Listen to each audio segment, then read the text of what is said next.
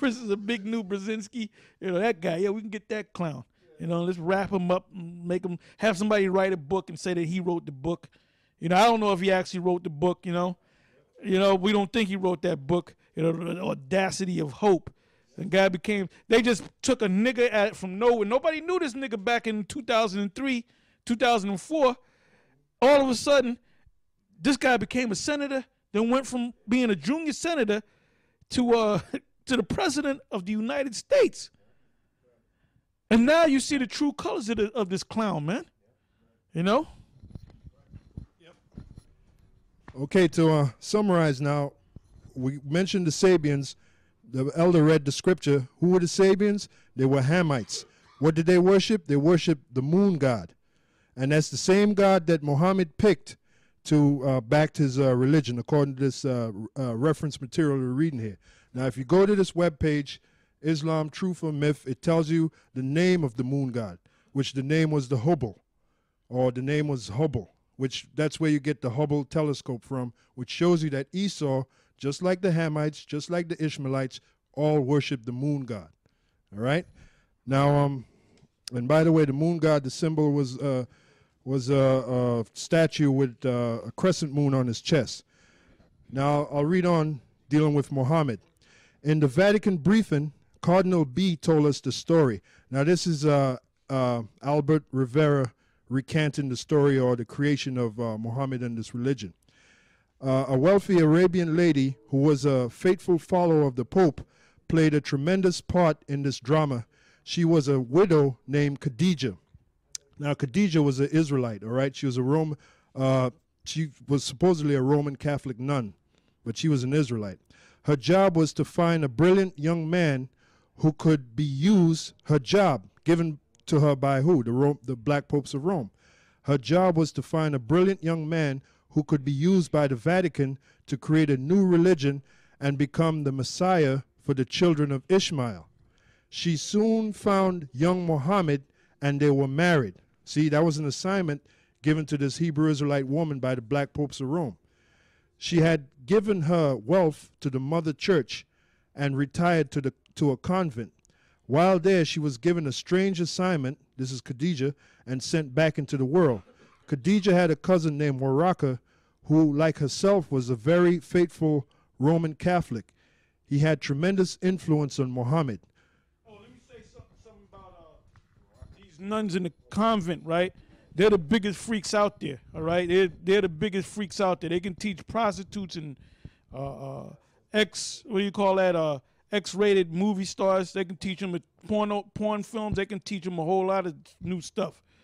And what they do in the church, they become virgins for Christ, so to speak. But if the head priest or the Pope has them for a special mission, they'll say, well, go, I want you to get with this guy, have sex with him, snort cocaine. They'll do it. You know, they'll do it, man. You know, you watch a woman that's about to be a nun. That's a freaky bitch right there, all right? They're heavy in the lesbianism, okay? Now you bring me to fucking court, and we got the documents on it, man. We got the solicitous, I can't even say it. Solicitasonum. I don't know if I'm saying it correctly, but basically, those homosexual acts that the priest was popping in little altar boys, they all knew about it, but they had their meeting saying keep it hush hush.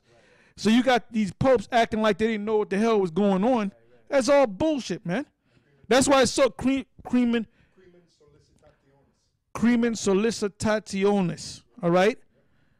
Look that word up. You don't have to look it up, but look it up yourself. We might do a show on it. But they knew about it, all right? That's why there's so many people leaving the Roman Catholic Church, all right? And then those confession booths, that's where they solicit these little young boys from, all right? Them confession booths. Now, the book, The Two Babylons by Alexander Hislop, as Elder Tara was speaking about earlier about them nuns, he goes into that whole history about how them nuns are nothing but a bunch of freaks, you know, and how sometimes the priests will lay down with them, and sometimes they'll have children, and I believe they said they sacrificed those children.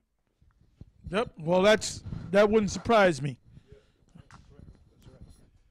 And Khadijah, who married Muhammad, was one of them. All right. Khadijah had a cousin named Waraka, who, like herself, was a very faithful Roman Catholic. He had tremendous influence on Muhammad. So here you have this next character, Waraka, which was instrumental in shaping this guy Muhammad. All right. The Vatican had placed him in a critical spot as Muhammad's advisor. So who was building this cult of personality in Muhammad? The Vatican. Who was the Vatican controlled by at that time? Jews. Who were those Jews? So-called Negroes, black men. All right. Rome had found their man, and money was no object. Teachers, wait a minute. If Muhammad is the great prophet of Allah, how come Allah couldn't give him the money? It had to be Allah was broke. It had to be the Roman Catholic Church. Allah couldn't rub two pennies together. The hell Allah was going to do? Yeah, that's right. That's right, brother. See, that's right. That's why, like we tell you got to do your research. All right. Rome had found their man, and money was no object. Teachers were sent to young Muhammad, and he underwent intensive training. What does that mean? Building that cult of personality. Intensive like Obama. Obama received intensive training from who? Zbigniew Brzezinski. The way Obama talks, he looks like an animated puppet. He'll turn to the left, turn to the right, look forward, turn to the left, turn to the right. Who taught him that? They had him watch a lot of speeches of Martin Luther King and other so-called great speeches, and he would mimic them speeches, you know. And you can, when you watch him speak, you can see he's acting, you know. Yeah, that's right. Yeah, he looks like an animated puppet. All right.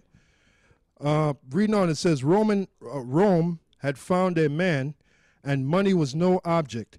Teachers were sent to young. Notice it says money was no object because they had to build this guy up, just like Obama. Money was no object.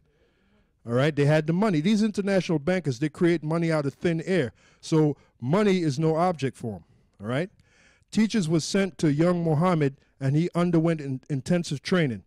Muhammad devoured the works of St. Augustine. Just like we told you at the top that St. Augustine wrote 2 books, Confessions and the City of God. Those 2 books were used to create this guy Muhammad. All right?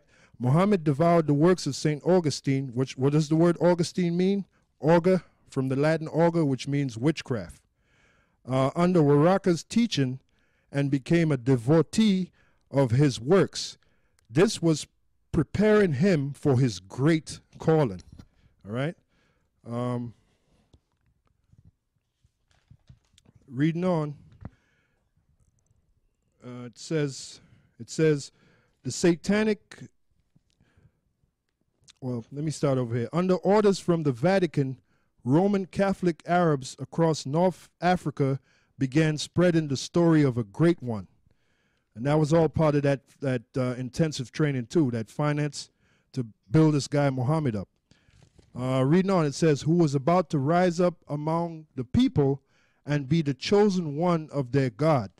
While Muhammad was being groomed, this is Albert Rivera saying this, while Muhammad was being groomed, he was told that his enemies were the Jews.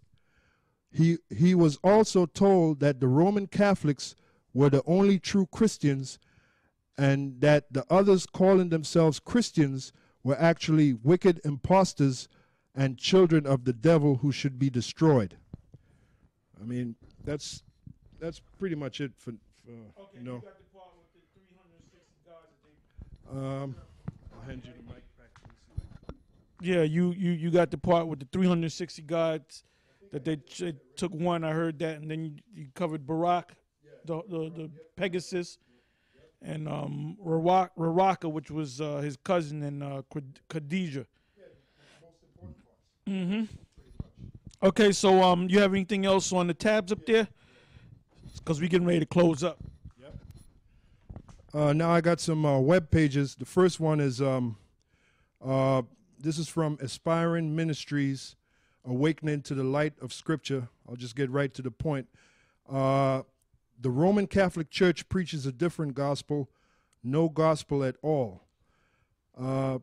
In his recent book, Finding Our Way Again, Emergence guru Brian McLaren makes the following ridiculous statements, and nary an eyebrow is raised. Christianity, Islam, and Judaism have more in common than many people realize, because they all share a primal narrative and they all flow from a common sacred fountainhead, a single figure at once famous and mysterious